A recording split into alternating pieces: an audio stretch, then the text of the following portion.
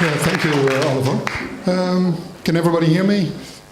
Cool. Tonight I want to talk about a new book that I released called Failed It. It's this one.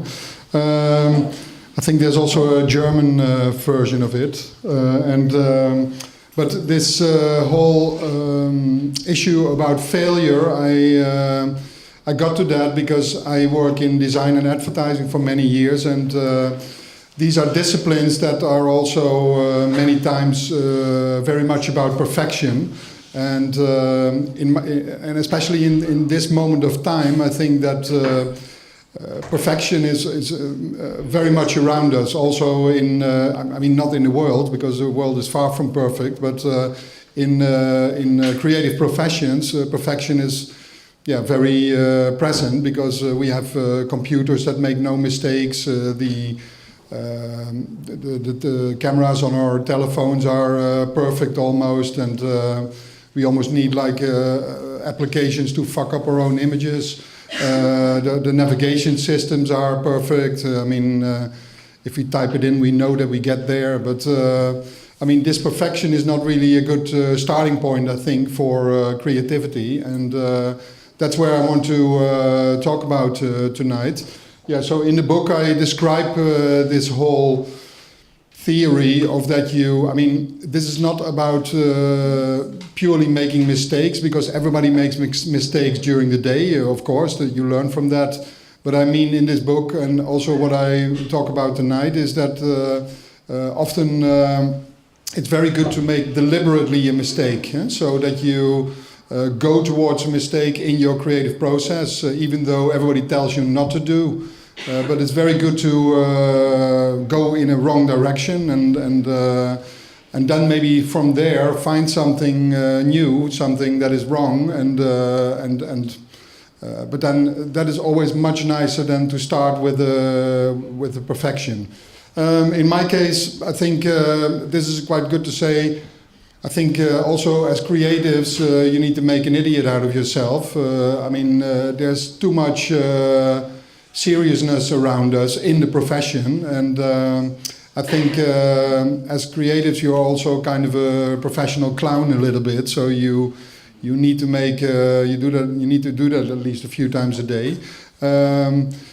In my case, that also happened maybe in the beginning of my career, because I was working with my partner in London in an agency, and at a certain moment there was not such a good atmosphere in the agency, and we thought like, okay, maybe we cheer it up a little bit, and we just both rented a chicken suit and came to work one day in that both of us in that chicken suit.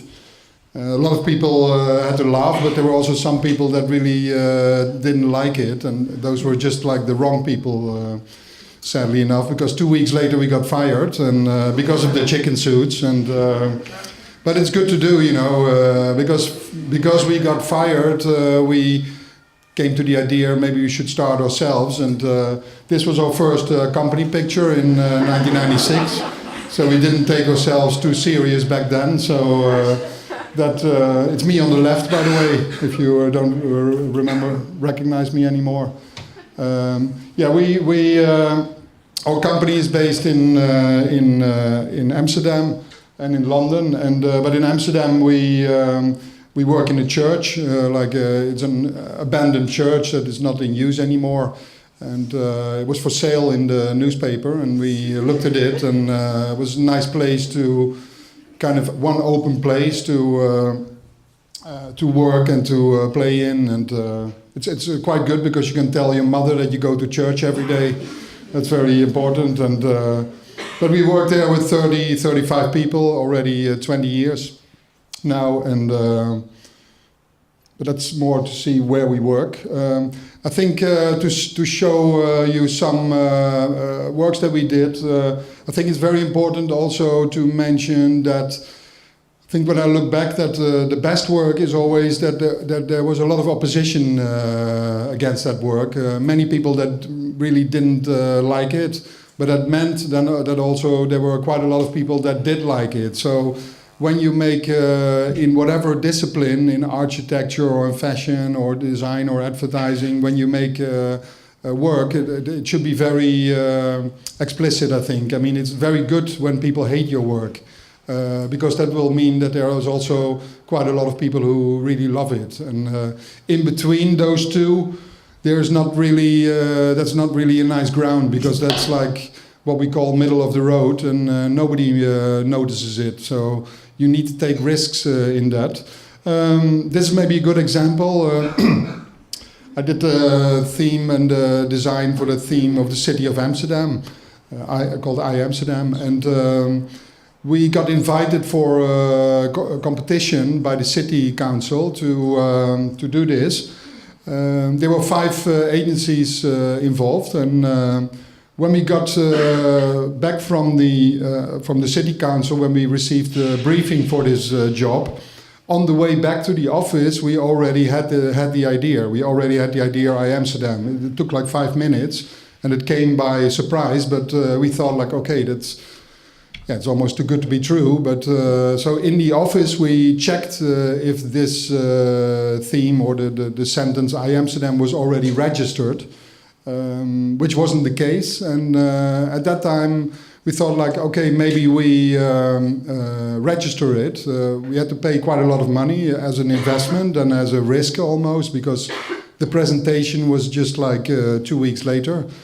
But we registered it, and at that time it was ours. And we thought like, okay, when they don't take it, we maybe use it ourselves for something else.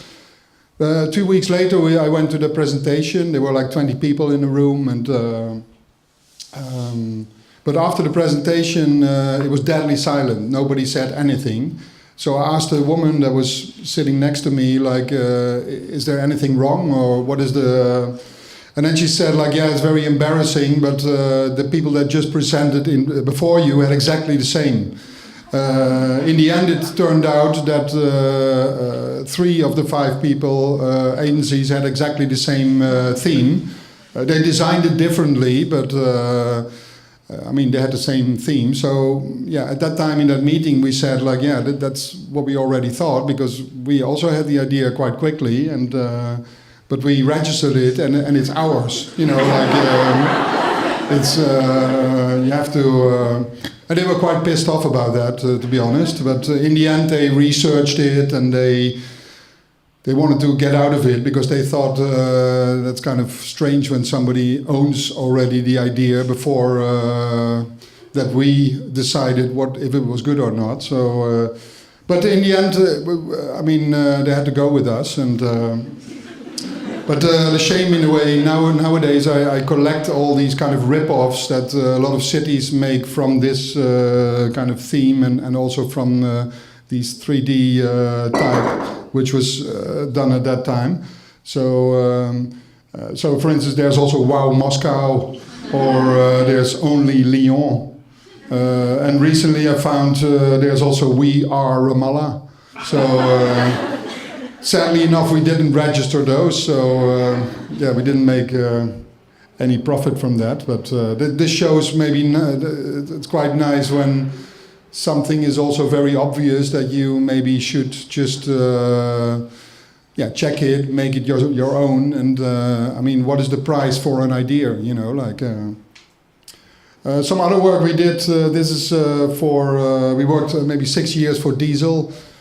This is an execution where it's a campaign where we thought like, okay, young people want to stay younger and younger constantly. So we show that, but we also give them tips how to stay younger. So, for instance, in this case, to drink urine.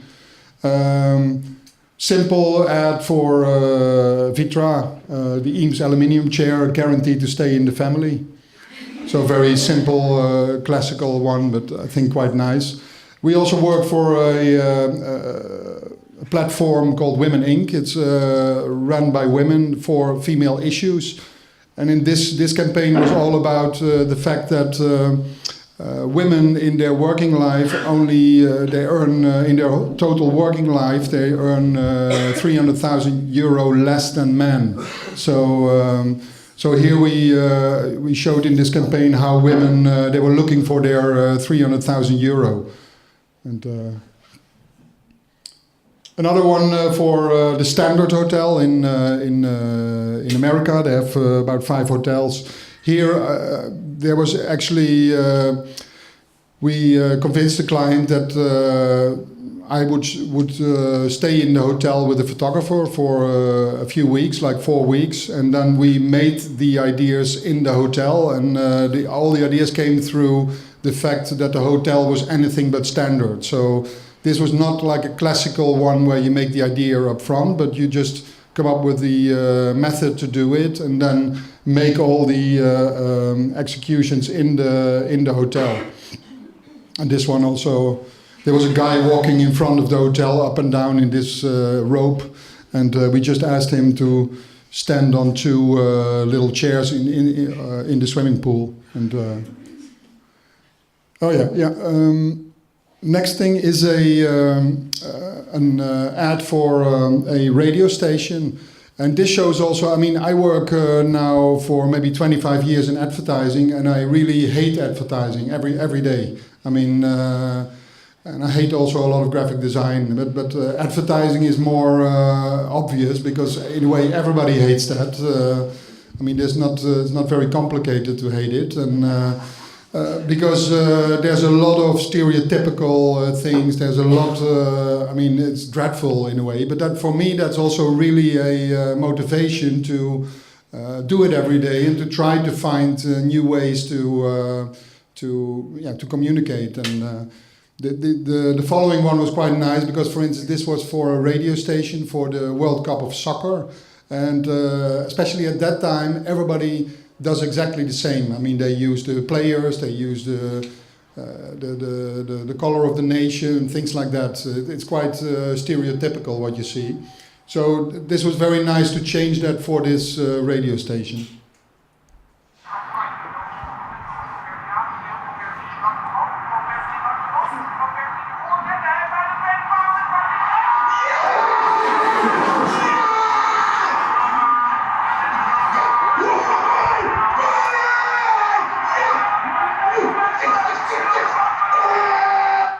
Yeah, the animal rights organization was not very happy with this film. They called immediately one day after it was aired, and they demanded us that we had to make another spot to show that the dog was still alive. And for us it was really like a gift to get like a request like that, because tell us that we have to do something, and then we do it. So we made another film. The next event for that radio station was Tour de France. So we made another film for the Tour de France and showed that the dog plus the owner was still doing okay.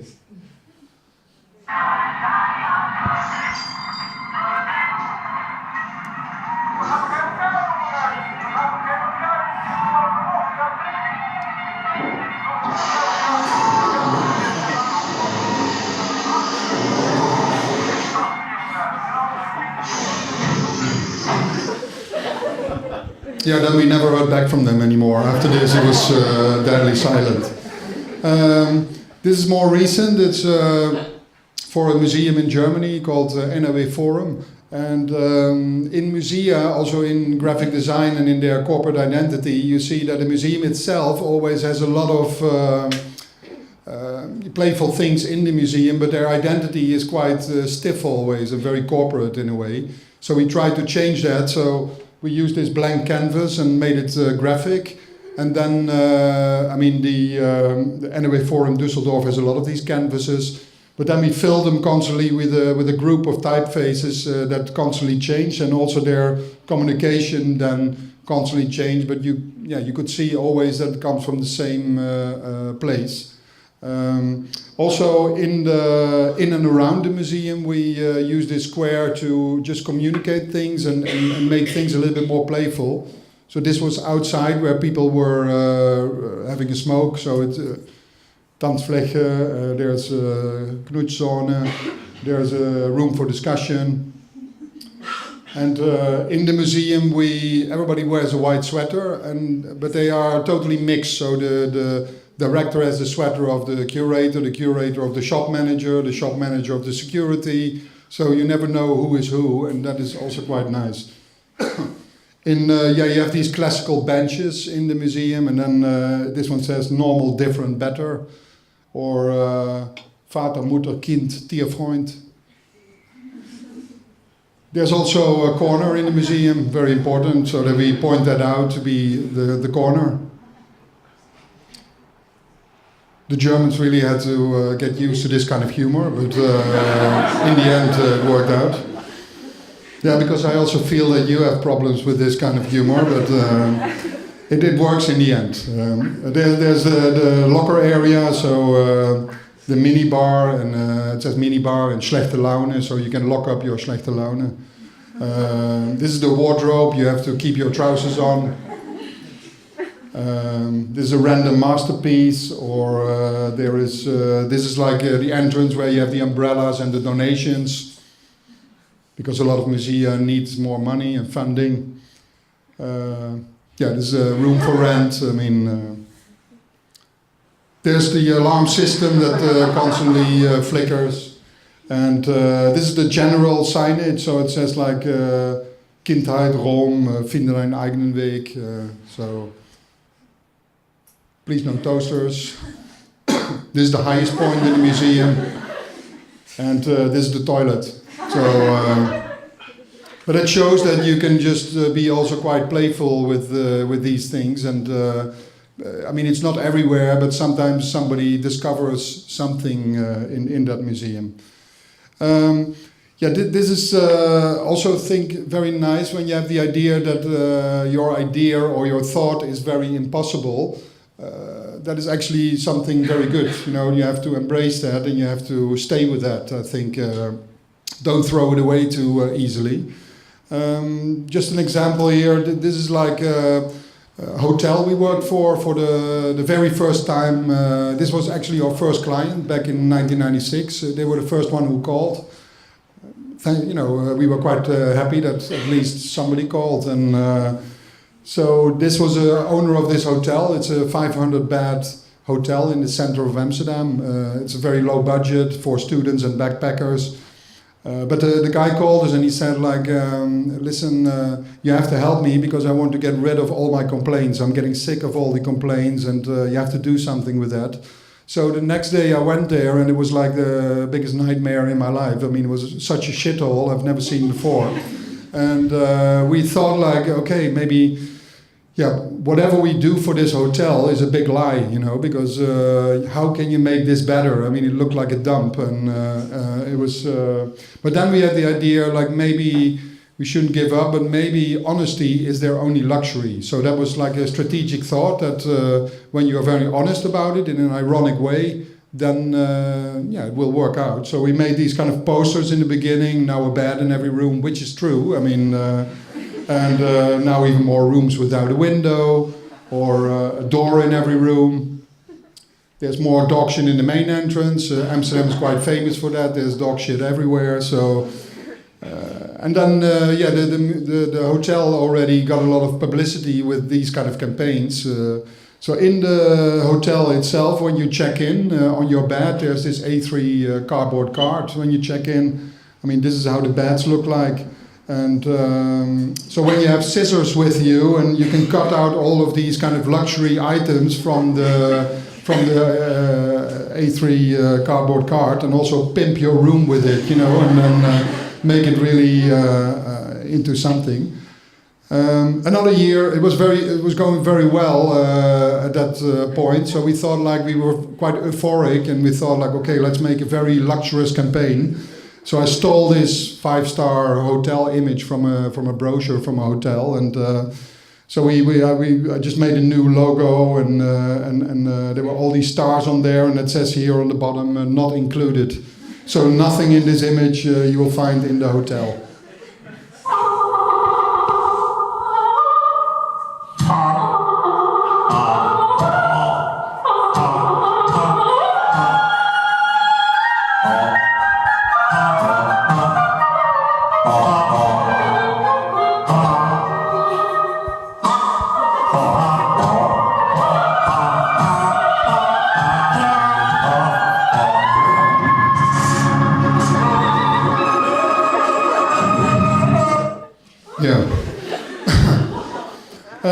Another time we thought, like, because I can show a whole evening campaigns about this hotel, but I just picked out a few. But this was a time when we thought, like, okay, maybe we have gone too far, but we can't make it any worse than we ever did, or that we already did. But so sometimes it's nice to use that blockage almost of how do I get on, or how shall we continue with this, because we have the idea that we have done it all and we have made it very bad.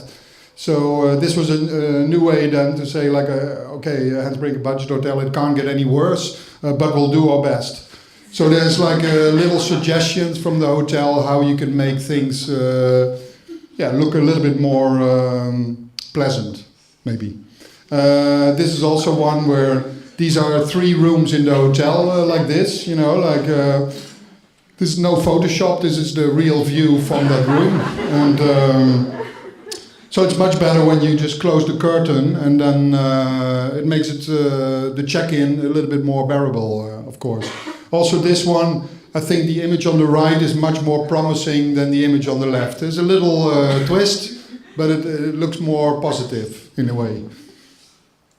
And then another year we thought, like, there was a lot of these boutique hotels and design hotels, small hotels popping up around the Hans Brinker Hotel, and it was kind of a little bit of competition there. And so we thought, like, okay, maybe we also have a very unique design in our hotel.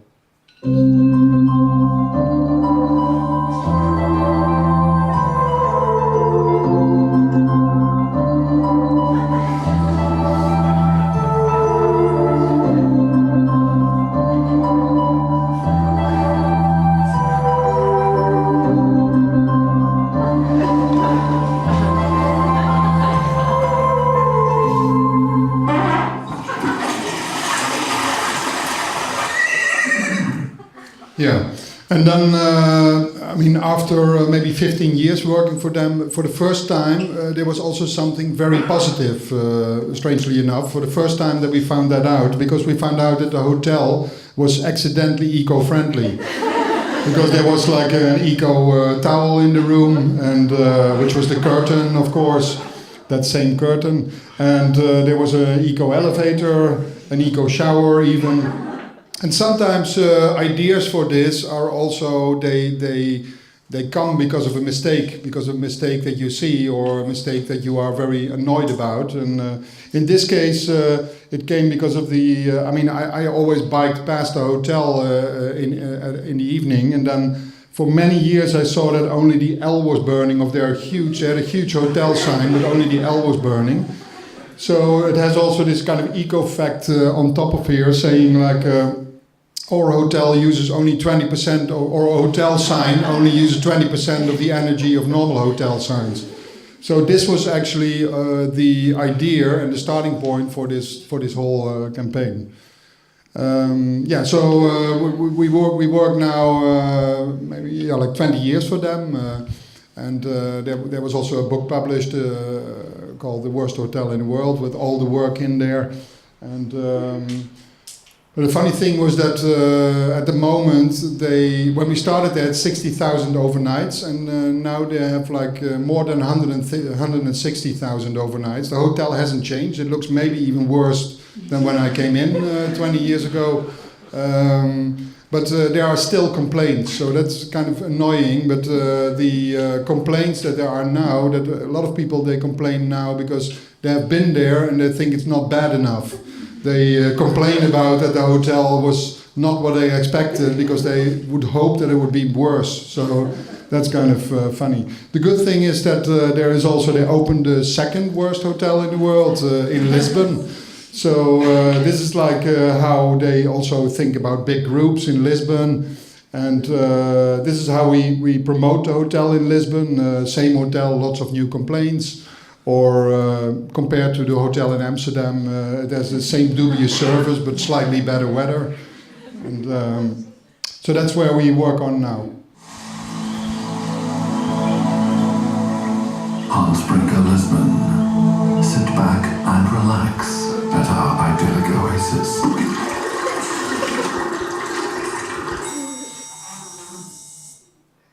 Yeah, thank God. Also, after this, we got a bit more upscale clients, so it's quite good.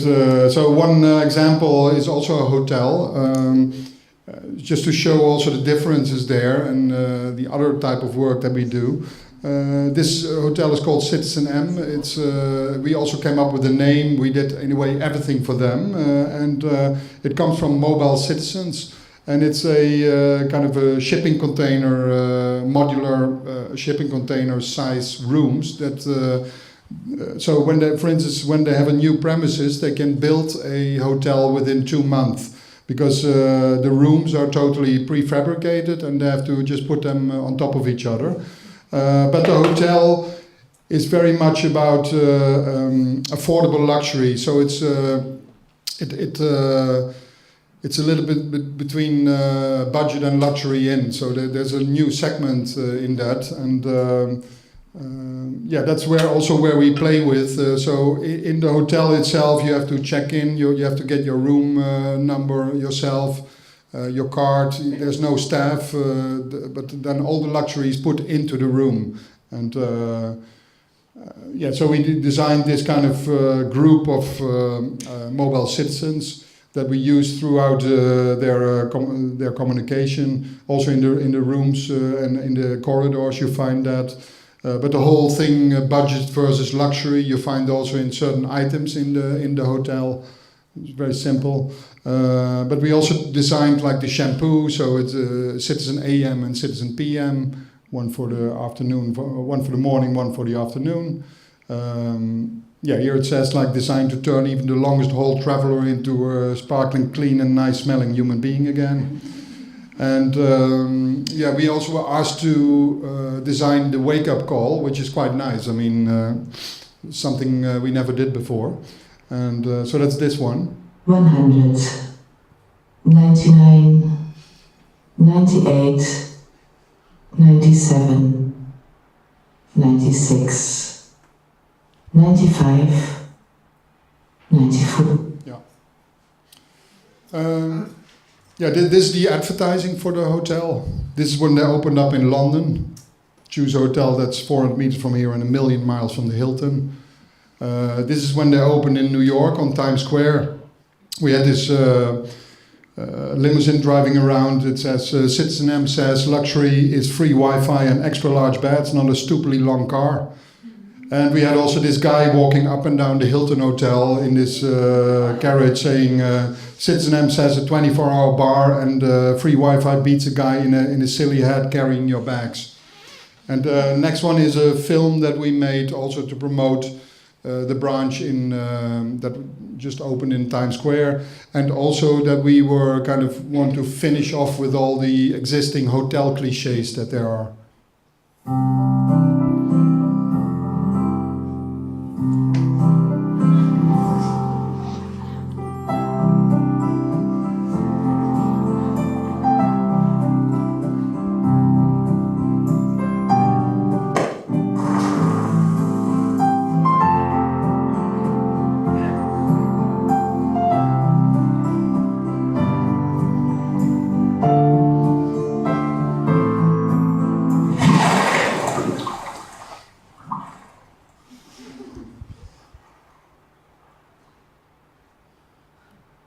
Yeah. Yes, that was nice. I don't know how you reacted on the shark. Yeah, it's very alert. Yeah, I think this is very nice. Also nowadays, I mean, for instance, when I started, it was when you work in design or in advertising or whatever field. You have to stay in that field. I mean, I'm always also did more artistic things. I show some of that later, but when I started, it was totally not possible to combine that. So nowadays, I think when you have an idea, anybody who has a great idea can use that maybe in any discipline, you know, or you don't have to be a specialist in that, but you have a very good idea in that discipline, so then you can do that. Maybe a good idea is that, or maybe a nice example, this is quite a while ago, but quite nice to show, is that this was in 2002 when there was the World Cup of soccer in Japan and South Korea, and Holland didn't qualify, like this year as well. So it's very sad, but a lot of people have a lot of time on their hands I know everybody's pretty bored now because there's nothing to cheer for anymore. This was the same in 2002 for the World Cup. But then I think Holland at that time was on the 9th place of the FIFA World Ranking. And somebody in the office looked at this ranking a few times and found out that when you scroll down, there's like at the very bottom of the ranking for the FIFA, there is 2 teams or 2 countries that actually had never won a game. So it's number 202 and 203, Bhutan and Montserrat. They have never won a game in their life. So the idea came that maybe it would be nice to organize an official FIFA game between the 2 lowest qualified football nations. And then film that, make a documentary about it and follow this whole process. Play the game exactly on the same day as the World Cup final that was played in Tokyo at that time. And so this was like a few months before the final. 4 people in the office got that idea and worked on it. So in the end, they did research and they found out that Montserrat is like a volcanic island, a Caribbean island, and this is their national football pitch. So it was just hit by a volcano, and it was not really possible to play the game there. In the end, we had to ask the king of Bhutan permission to play the game in Bhutan. So here is the team of Montserrat. After a long, almost a week traveling, they came in Bhutan and in a bus. And this is where they enter Bhutan. And the game was played. It was like up till now the biggest event in Bhutan. There were like 25,000 visitors that day. This is the team of Bhutan and the team of Montserrat. If you look at these 2 pictures, you already see a little bit who won and who lost. It's not very fair, but it is the way it is like that. And so the game was played, and very bad game, by the way, like worse than any game you ever seen in your life, because any amateur team from Vienna here plays much better than they played. But it was more about the whole, that these 2. It was a very proud event, and it was more about that these 2 countries really deserve also a platform and have a very serious game together. I mean. So it was very nice. I mean, we also designed the cup, so it was like this. And in the end, Bhutan won, so they were now on 199, and then Montserrat went to 203. And I have a little clip of that documentary that we made, just to show how that looked.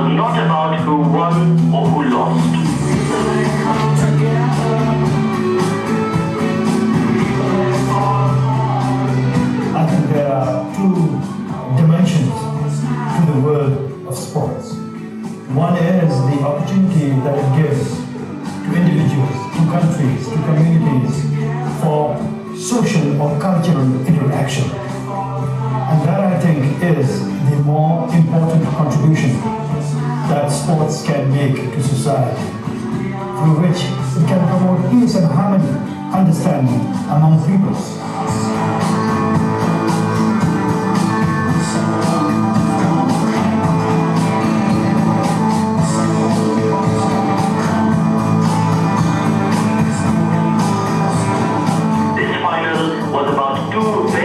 Countries and cultures from different parts of the world, meeting each other for the first time and sharing their love for the beautiful game.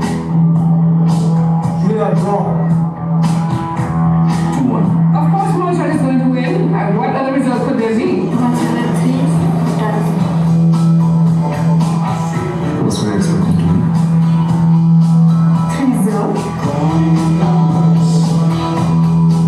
I predict a very good game. The other final also lies for people who don't like football. I know, because I've seen it.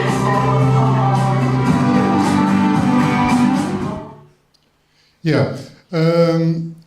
This shows also, I think, that when you have an idea, what I said before, is that really when you go with it and push it, and things are possible in that sense. I mean, there were sponsors found, and we invested a little bit in it, but in the end, it was also more an effort, and everybody liked this idea, so a lot of people embraced it.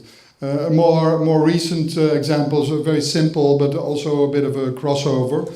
We work for a school where we do like a huge university that have 15,000 students, and we do a lot of their stuff. But then one small job was that they really came to us. They said like, we need to solve this problem with all rubbish in our campus and all the. I mean, they don't throw it away in the garbage bin. So I mean, we need to solve that.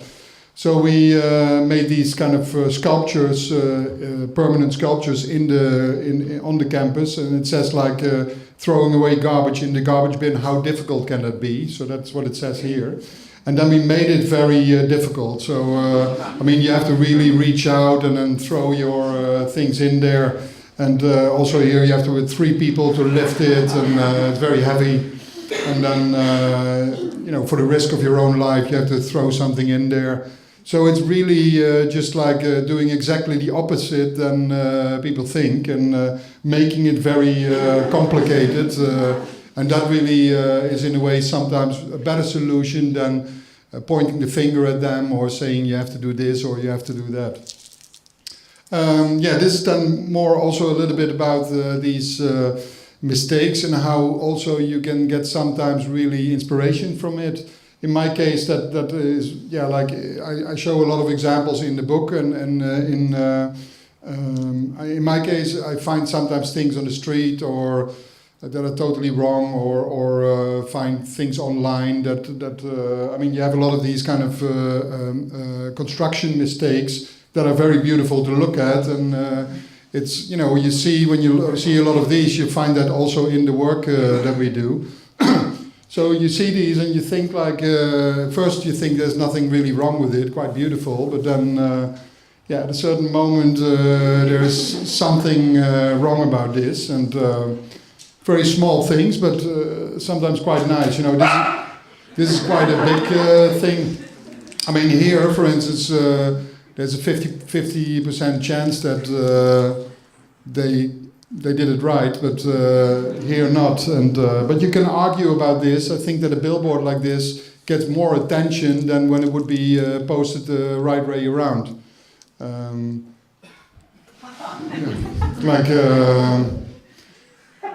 But it's actually a very good starting point, I think, for creativity, and because here at least for me, it starts to do things. And this one I took myself. I mean, they were really promoting to park your car there, but how can you? I mean, it's bizarre, these parking places where they kind of try to convince you to go in a certain way. This one, I mean, can you believe it? I mean, but then the next one is also nice when you have children. I mean, sometimes children are like a pain in the ass, really. I can can convince you. It's really like that. So, but the next one is a design to solve that problem with your children, because you just bring them to this playground and you give a small sweep, and then all the problems are gone. Some people also tried it already a few times because it's kind of crumbled here, and what a great design in a way. This is in Amsterdam. It's on a graveyard. I mean, can you believe that there's a garbage bin next to the grave? I mean, this is how they think about recycling people in Amsterdam. Unbelievable. But very nice, I think, to look at. Yeah, I mean, there was a clear example how to do it, but it's probably the worst case of dyslexia in the world, but it's very simple in a way.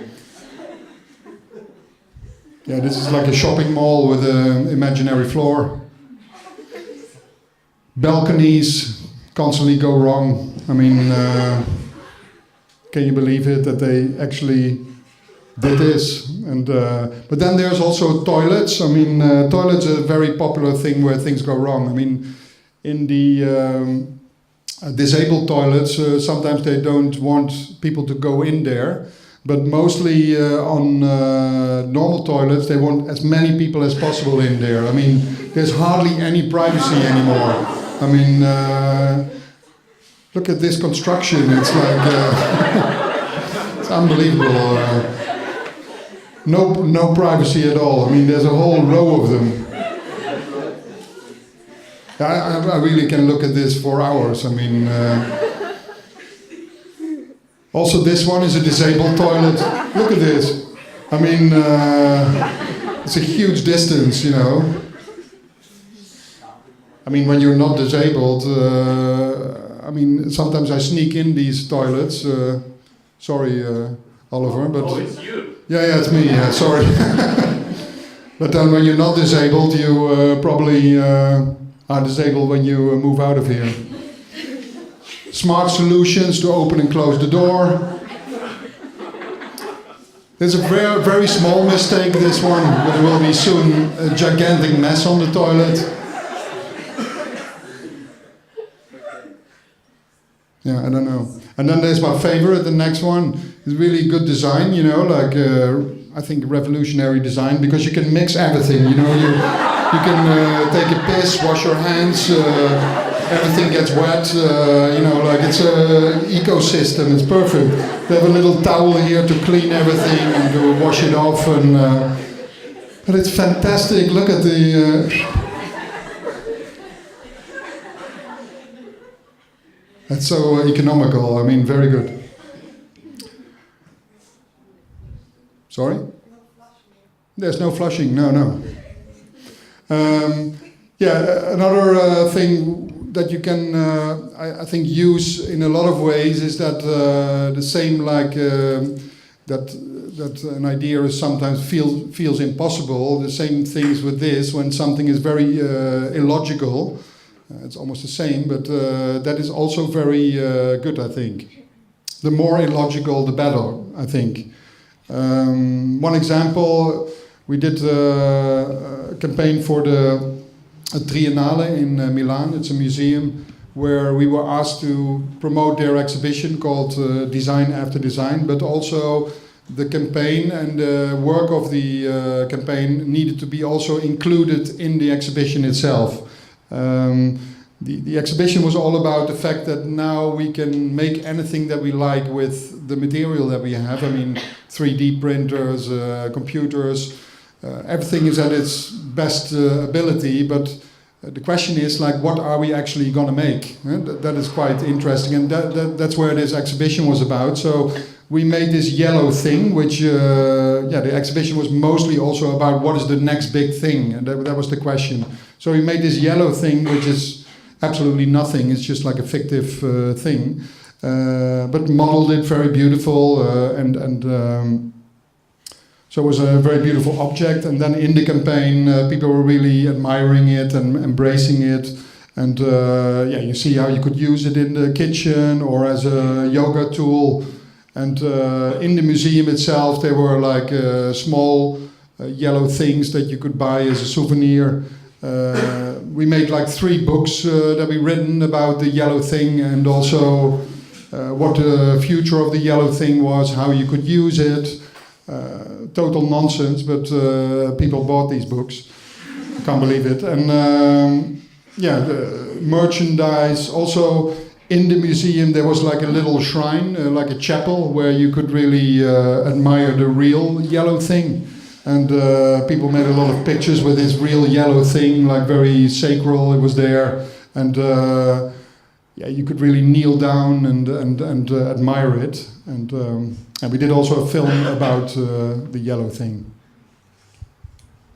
It's your partner, your navigator, your advisor. It will push you to your limits and beyond. It will make you better, more perceptive and fitter. It's your travel companion, decision maker and confidant. You will learn to love it, play with it, pray to it, get intimate with it. The next big thing is this thing. Yeah, totally illogic, but it shows that you can actually make something quite funny out of that. I think this is also an important thing that I write in the book about. It's more that because of the perfection of a lot of computers and technology that we have, many people nowadays, they just, in my mind, they stay too much in the front garden of their house. I mean, metaphorically, I mean, the front garden is a place where you really show your finished work, you present it to the rest of the world. It's like a showroom almost, but it's not really where you make or where you come up with the idea of the work. I mean, the idea of the work is made often in your backyard, and many people have never been in their backyard, but the backyard is also a bit scary because it's like a huge mess there. There's a fence around it because it's such a mess. Nobody sees you. You walk around half naked there. You can make a lot of mistakes there, but also in the backyard there is a lot of ground for new ideas, I think, and that is actually very important. Many people should go more and more to their backyard, and but it's sometimes very scary. I mean, of course, but this is where you have to push yourself almost there to find something new. I don't know why I put this here, but maybe that has also literally to do with the backyard. But it's maybe a nice example of somebody who is really using the backyard a lot. Because this is a magazine we make. I make it with 5 people already for maybe 15 years. It's called Useful Photography. This issue was number 5, which was all about the fact that every country has its own cow photographer. Because, in every country they photograph cows because, for instance, in our magazine, this is a cow called Lord Lily. And he has made, for 12 years, he gave maybe 4 times a week he gave sperm, and he produced over 150,000 children. And in the magazine we show a selection of his daughters. And but then in every country there's a cow photographer who photographs these cows exactly in the same way. I mean, there's always a little bit of grass underneath the first 2 legs. They always hold it behind the head, put like a fake tail on it. So it's like just to document the breed and to keep track of this kind of Lord Lily children. And because they're worth a lot of money, and before they used to paint these, but nowadays they photograph it. But every country, has its own one, and only the background changes. And we have also made a short film to show how the Dutch cow photographer, how he is working on this. And because normally it takes really like half an hour to photograph a cow and to take only 1 picture. And this is a very frustrating job, but he gets it done eventually. Here he comes.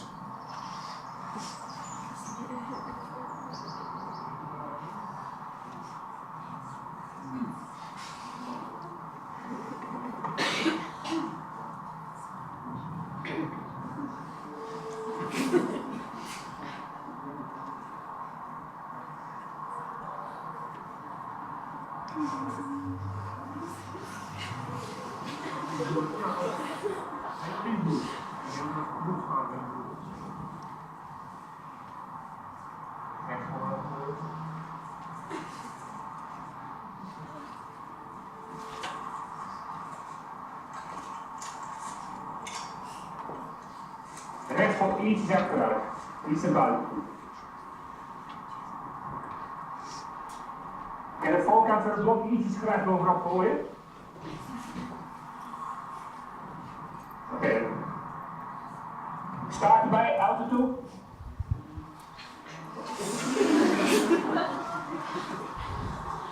Yeah, when the cow is in the right position, he goes to the car because he puts like a cassette tape in there with cow sounds, so that the cow is even more focused in that direction. But that didn't work out really.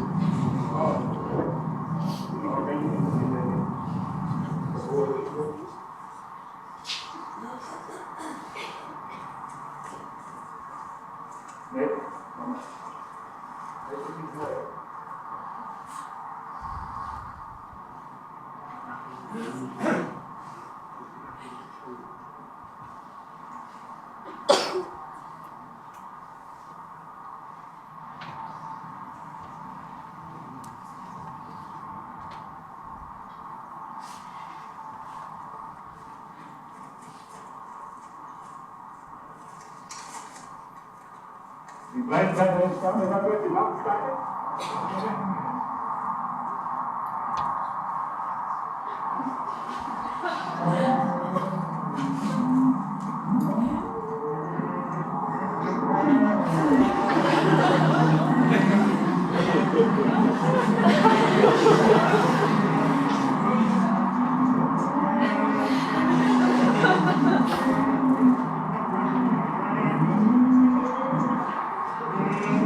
Yes, he did it, yeah.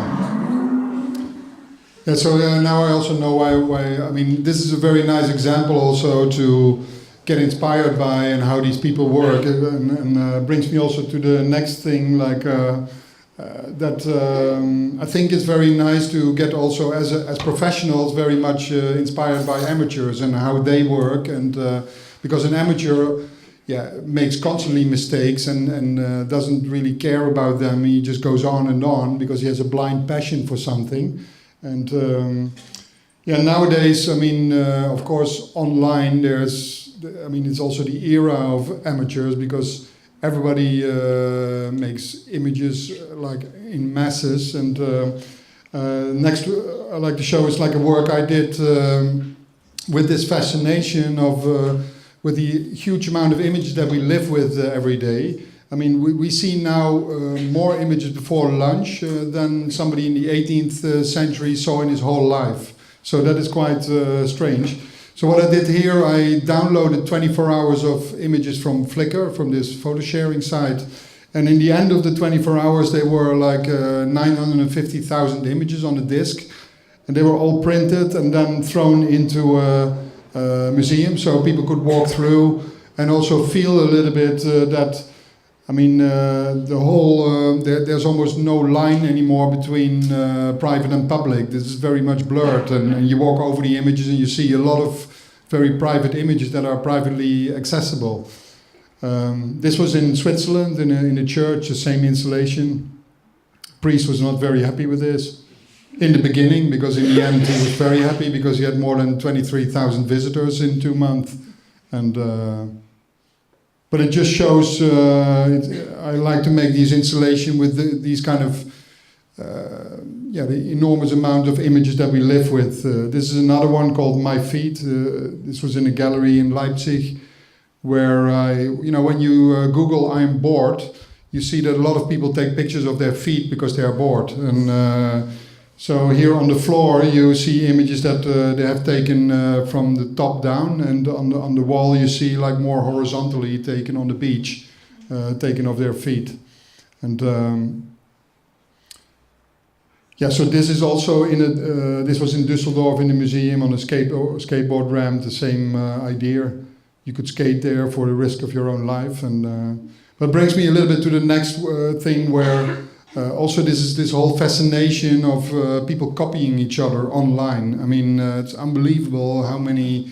I mean, it started with taking pictures of your food every day, and everybody thought like, oh, I do something very creative. I take pictures of my food every day, but millions of people do that.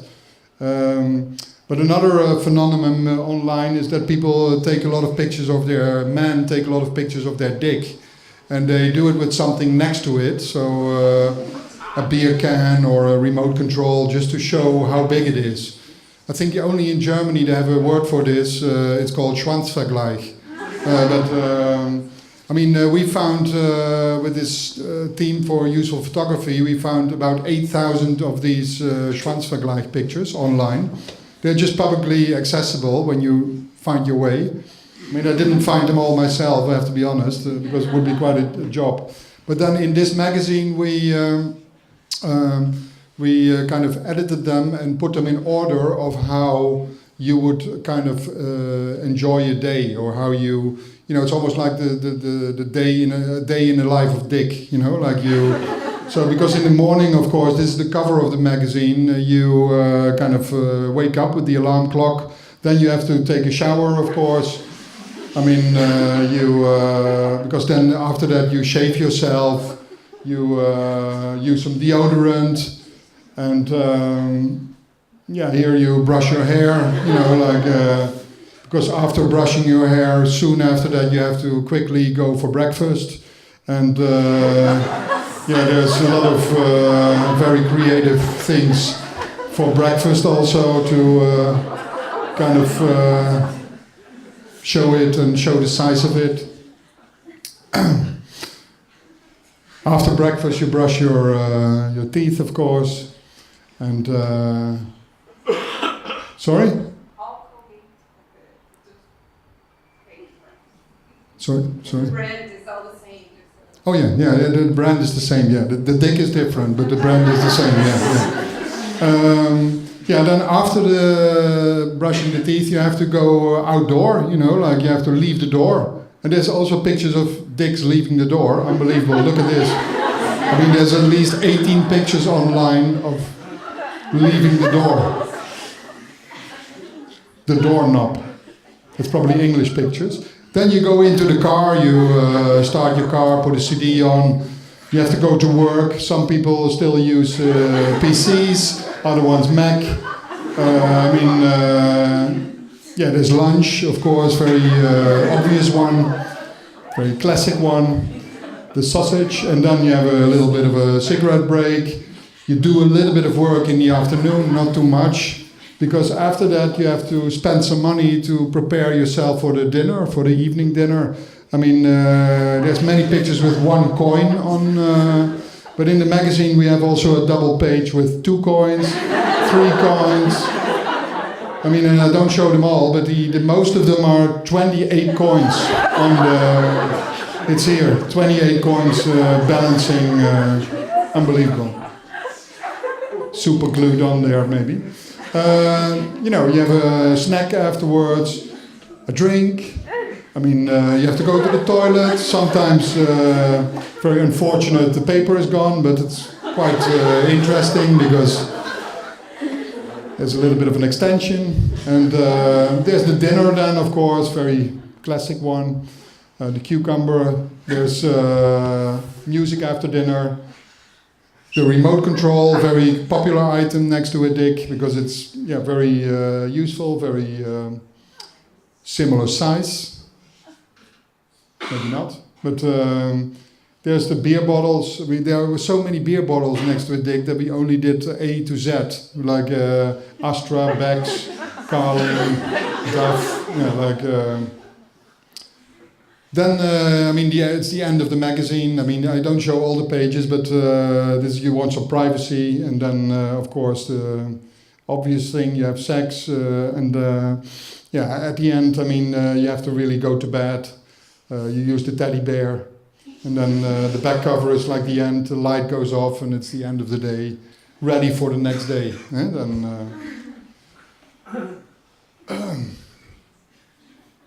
Shall I go on, or? Okay. Finally, I like to show some, also very much about amateurs, but very much also my fascination for amateurs. These are certain books I make. They are called In Almost Every Picture. Every book has the same title. Not very smart, but I made 14 of them now. Almost every year I made one. And I just like to show a few. This has really to do. I find these images often on flea markets or online, or I get to know about somebody who has these images, and they're mostly photographs from amateurs that kind of hardly know that there's really like a very beautiful story in the sequence of images that they have made. And I just, it's almost like a visual archaeology. I take them out and I try to order them and try to create a story out of it.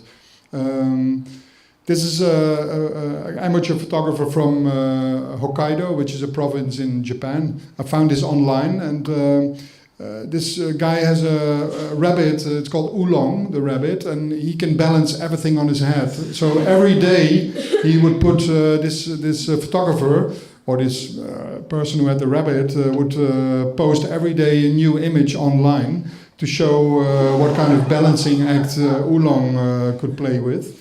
And so it's very beautiful, and it gets more crazy over time, you know, but he is very good, actually a very good balancer. And at a certain moment, there was also like a strange movement in the story, because Oolong got sick, and every day you would kind of follow the progression of his sickness, and he was not feeling very well. There was nothing on his head anymore, because this was at a certain day, the image, he died. And but then I was so addicted to go every day to this website and drag an image off, and I already had contact with a photographer and to make this book. But then at a certain moment, the next day, after this day, I went again to the website, and because this was not the last image yet, this was the last one. So also very beautiful. I mean, these are 2 carrots, by the way. It's not his ears. Another one is about a woman in Holland. She lives in a small town in Holland. I heard about her. She's called Ria, and this is the woman on the picture here. And Ria is a woman that when she was 16 years old, she went to the fun fair, and she started to shoot in a shooting gallery.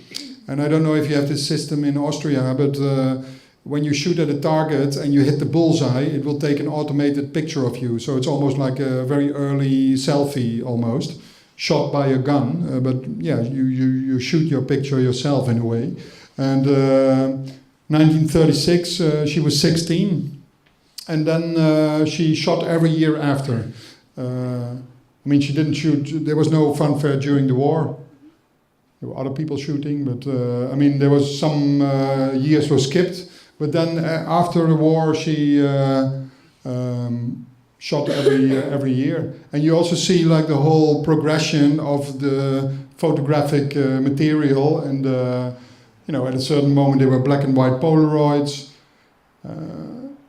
Because before you had to come back the next day to collect your print, but with the Polaroid you could take it straight away. And so there's 1984. I mean, it's constantly. I mean, at a certain moment you see a walking stick here, and that comes then back every time because she gets older. And so I visited her, and she had the photographs just in her cupboard, and she collected them. So we made the book, and she was very happy with that because it was like published in there. And after that, also a lot of times there were exhibitions with the work, and Ria came with me to these exhibitions. And she brought constantly her gun, also abroad. It was this plastic gun, but every time in customs I had to explain and I had the book with me to show now listen, this is her thing, and she wants to carry a gun with her. It's a plastic one, because here she wants to shoot me in the hotel room, and it was funny that after the book came out, there was a lot of publicity for it, and a museum in Amsterdam, in the Museum of Modern Art, wanted to buy the originals from her because they really liked the whole, like the whole history of these photographs, and so I kind of negotiated for RIA with the museum, and in the end there was a very good price for the that the museum acquired this work, and she was very happy because after that she really burned the money. It was like a lot of money, and she took the whole elderly house, the elderly home, on a bus trip.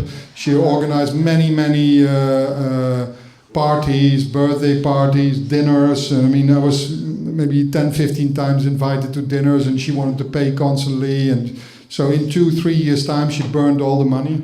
And this is last year where I was with her in the shooting range, and I had to kind of support it a little bit because the gun was going a little bit like this, but after 3 times she hit the bullseye, so that was nice. Another one is quite nice. I found this in a family album, and this is it's kind of very curious because this is about a family who is really fighting against one of the biggest mysteries in photography, and that's how to shoot my black dog. Because this family fucked up all their life. They just constantly wanted to try to photograph their black dog, but it's like one big black silhouette, and even outdoor, indoor. They even decided to buy a black sofa. Not very smart,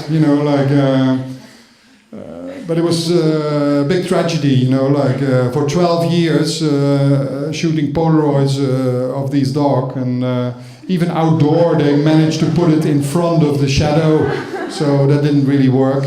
And mostly it's like this huge abstract thing in the image, and but then in the family album, and it's also the last picture in the book, I found probably a picture where probably they got so frustrated, the owners of the dog, that they started to overexpose the images. They started to play with the camera, and they thought like, hey, wait a minute, why didn't we come up with this earlier? And then, yes, finally they made it. Finally you see a little bit of the character of the dog after 12 years. And finally I like to show one project where, mostly also with photography, analog photography, and even now with digital. The husband and the man is mostly the one who photographs his wife, because that's kind of traditionally like that, and you see that in a lot of family albums that men photograph their wife or their girlfriend, and in this case I found this also on Flickr, and this is a couple from Florida, from a place called Clearwater, unbelievable, but so Fred is the photographer and Valerie is the model, but they are a couple. And Fred really loves it to photograph Valerie in the water. This was in the 80s. It's one of the first pictures he took in the water with her. But here she was wearing like a bathrobe and a bathing suit. And soon after she had to keep her clothes on. First short pants. She made it a bit wet, and later long pants. They were also wet. And but they started to kind of experiment with locations. At a certain moment it was going very, very strange, and she had to go really down under. And even at night, Fred went with his camera with a flash with Valerie and secretly photographed her in a fountain. And there are many fountain pictures, sometimes a bit frisky, and. But also when it rains, for them it's fantastic. You have to go really out when it rains, and the more rain, the better. It's even doing the garden. This one in the lake.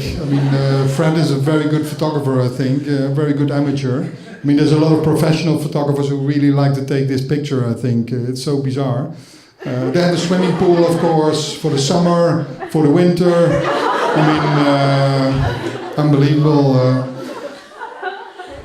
She has to kneel down sometime for him. I'm not so sure about that, but then also nowadays Valerie takes everything in the water. I mean, she has makeup on, her jewelry, the handbags, everything goes in there.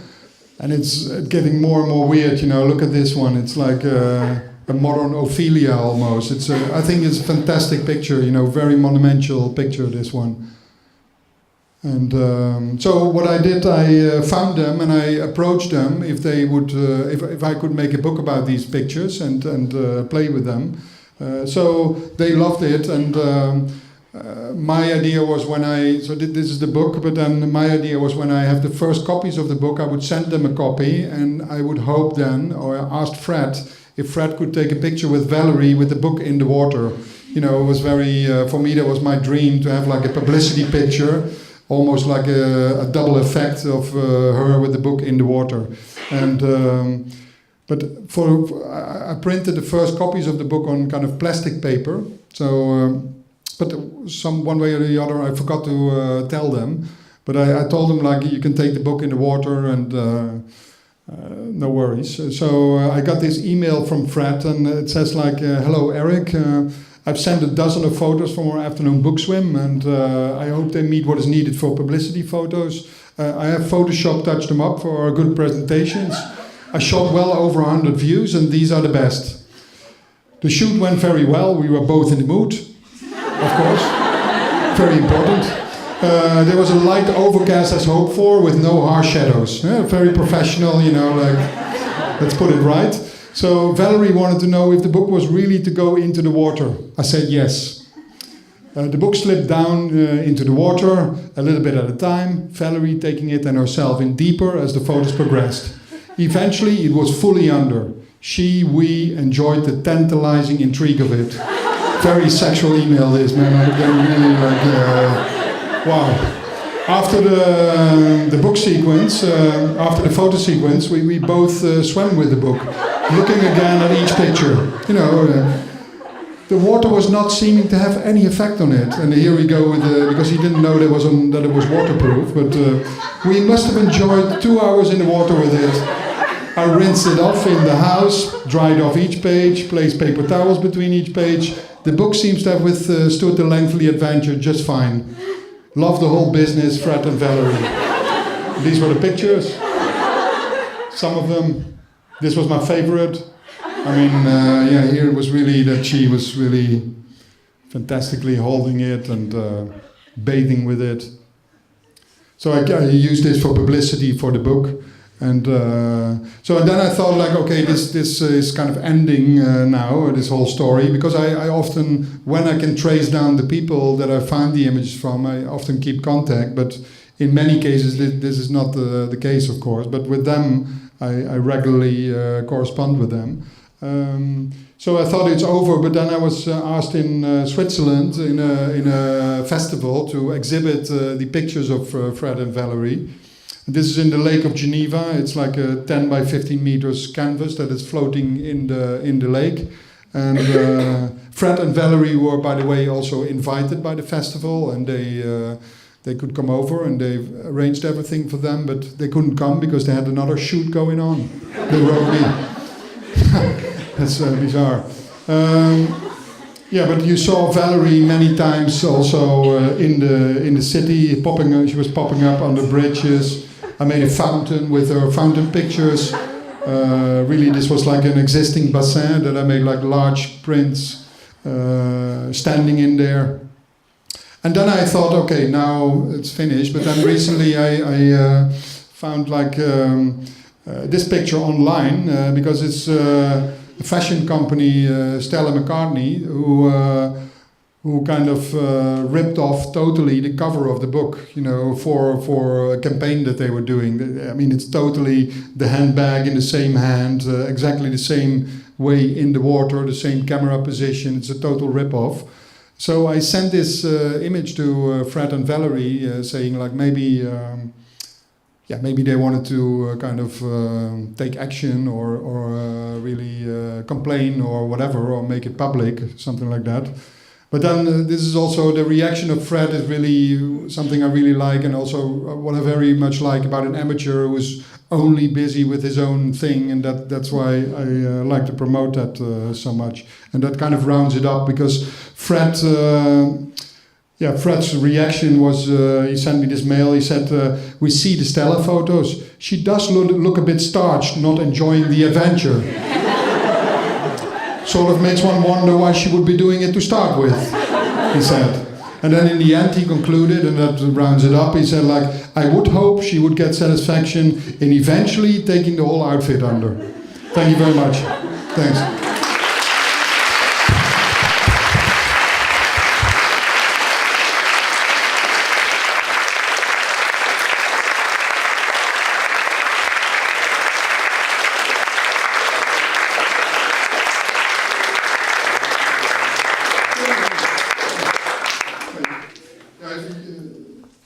If you have some questions, now is the time.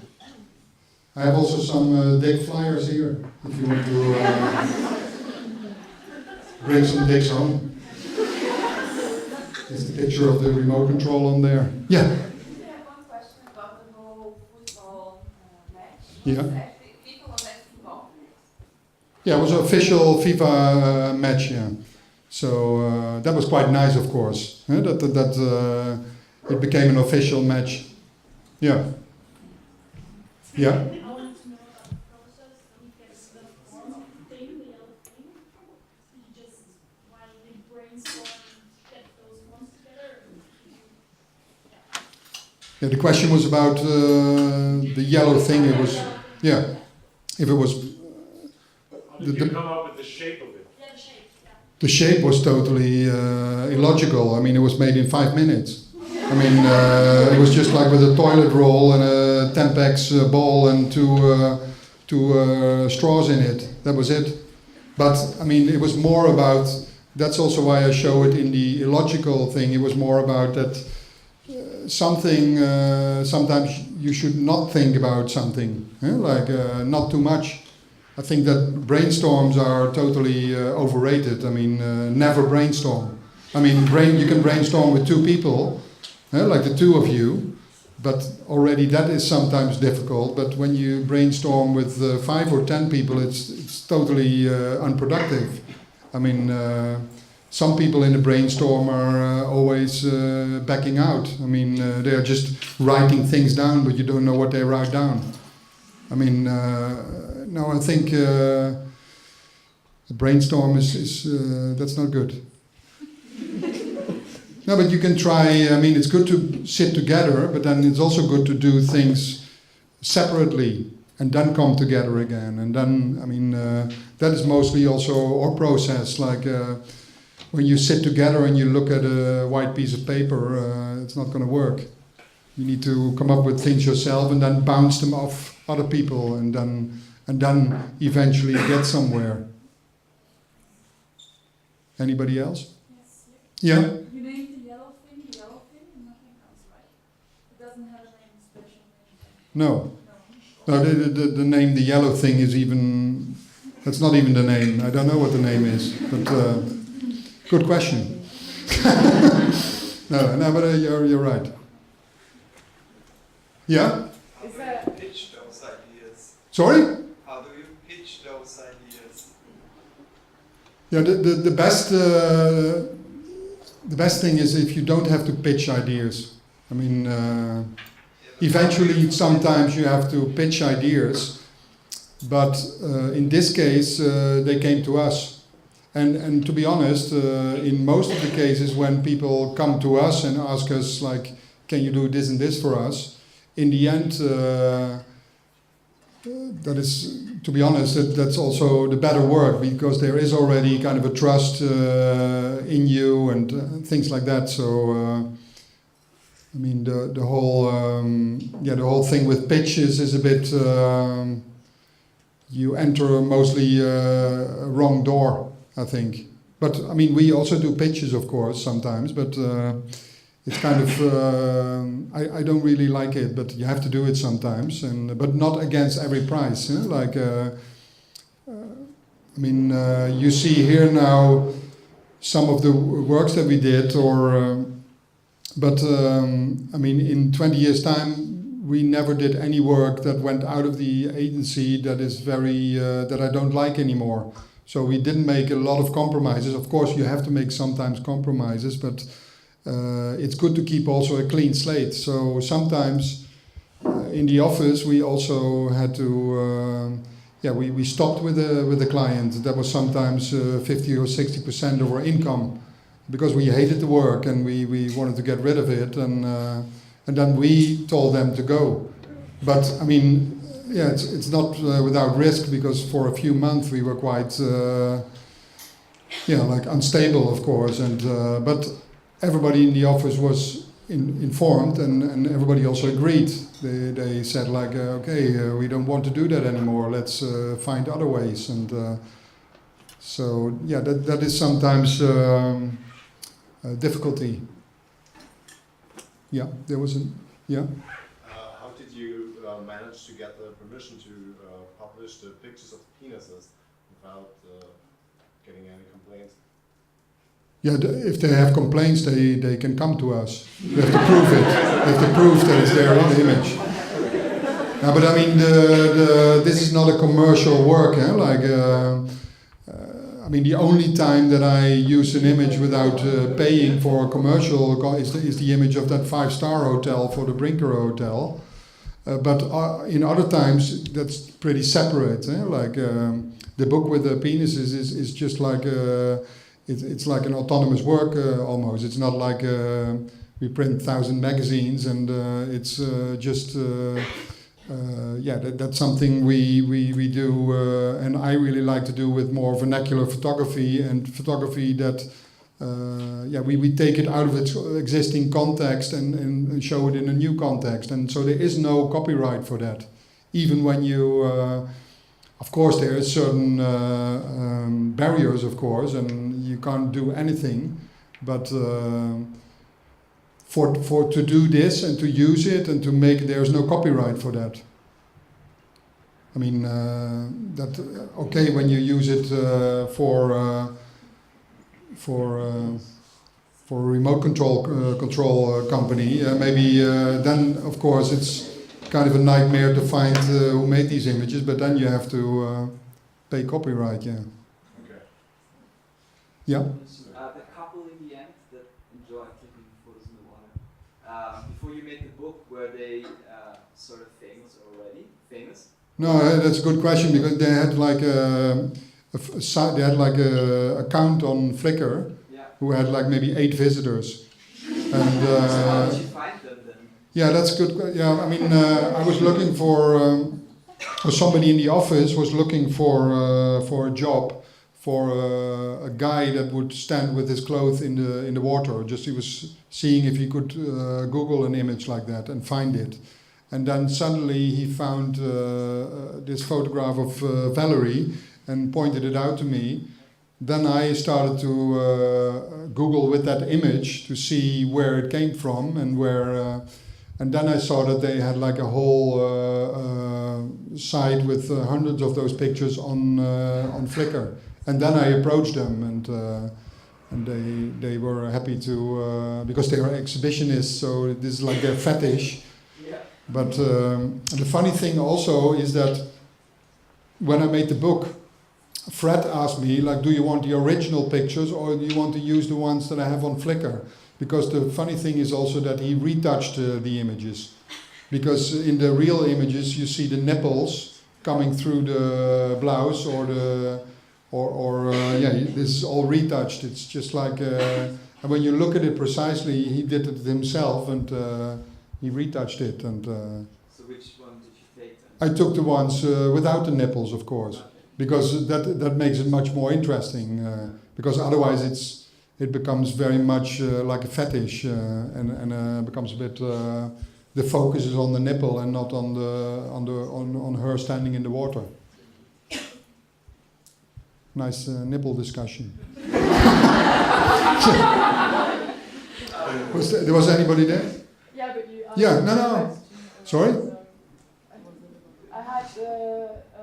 I was wondering if you ever made a mistake where you actually had bad consequences or where you actually regretted doing that mistake. Privately or professionally? Yeah. No, I mean, I'm not talking about my private life because you make a lot of mistakes, but that's not the point. But I mean, professionally, also I made also mistakes, like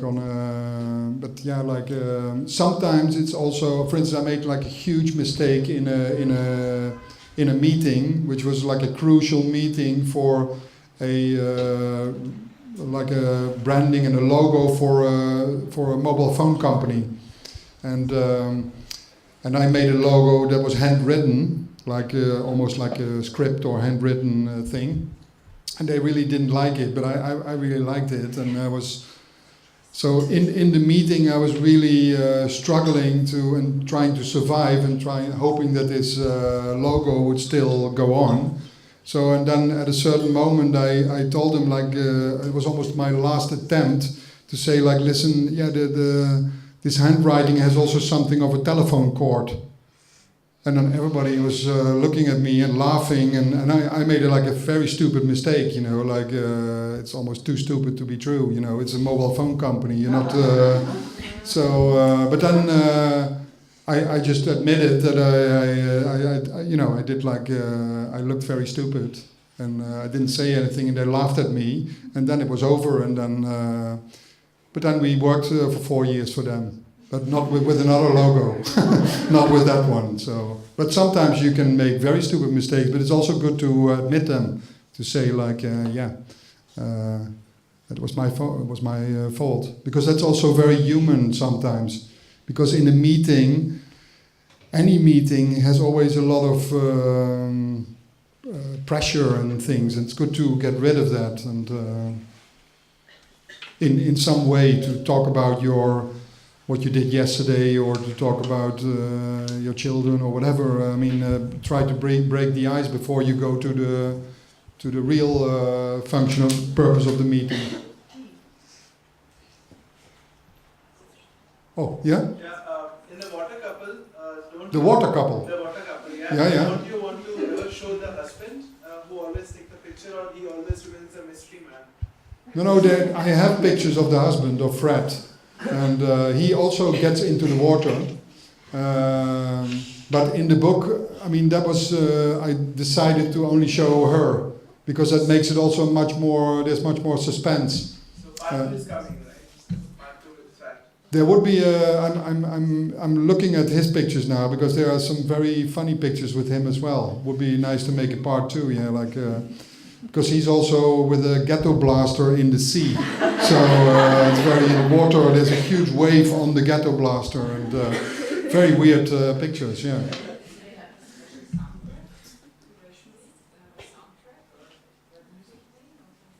If they have music playing too, when they do a... Yeah, that will, it's maybe a good idea for them, yeah. No, I don't think they have music playing, yeah. No, I think they want to keep it as dry as possible. Okay. Yeah.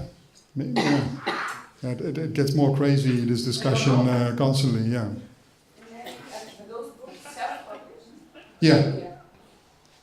Yeah, I mean, those books with the vernacular photography, they're also on that flyer. We publish them ourselves. Also because in the beginning, 1 or 2 of them were made by a different publisher, but I didn't have the feeling that I would have a long relationship with them.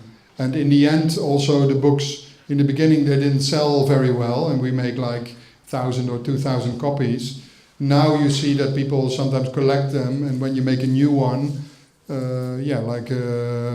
it's also to maintain the series and constantly go on, because to self-publish it, I mean, nowadays you can very easily do that. Everybody can do that, but what a lot of people forget is that the work only starts when the book is made. It's a huge effort to make the book, but when it's ready, then the work starts, because nobody's waiting for you. I mean, you need to show that That's also why I'm here tonight. I like to show the book, and then not only, but I mean, yeah. Yeah, so in the books are they have like a novel size, and it starts with a picture. It starts with images, but then in the back of the book there's like one page at the very end where there's a little bit of a context, because these are just a few, but I made 14, and some have very strange stories in them, like with a non-identical twin, or with a cab driver who takes 700 pictures of his cab constantly. Very strange stories. But for me, it's very nice that I believe in it, because I think many pictures nowadays are already have been taken, and or quality is so perfect with everything that I think that sometimes the story behind an image is sometimes maybe in the future maybe more interesting. Yeah? Okay. Thank you very much. Thank you. Okay.